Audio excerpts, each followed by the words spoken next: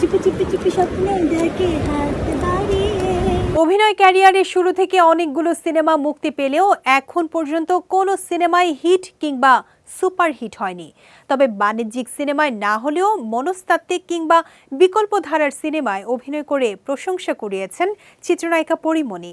নানা কারণে আলোচনায় থাকা এই অভিনেত্রীর হাতে আপাতত মনের মতো কোনো গল্পের সিনেমা নেই।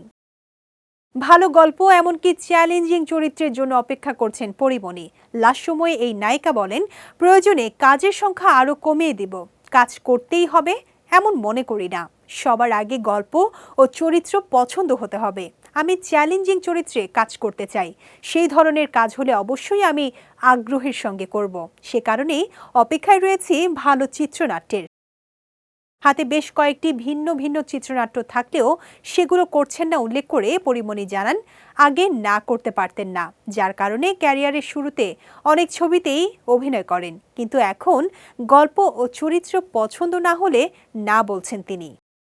এদিকে সবশেষ পরীমণি চুক্তিবদ্ধ হন নীরব হোসেনের বিপরীতে গোলাপ সিনেমায়। ছবিটির ফটোশুটেও নীরবের সঙ্গে অংশ নেন তিনি। এর আগে পরীমণি শেষ করেছেন সরকারি অনুদানের ডোডোর গল্প সিনেমার কাজ।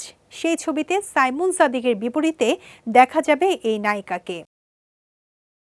সম্প্রতি মাইলস্টোন স্কুলে বিমান বিধ্বস্তের ঘটনায় মানসিকভাবে ভেঙে পড়েন পরী।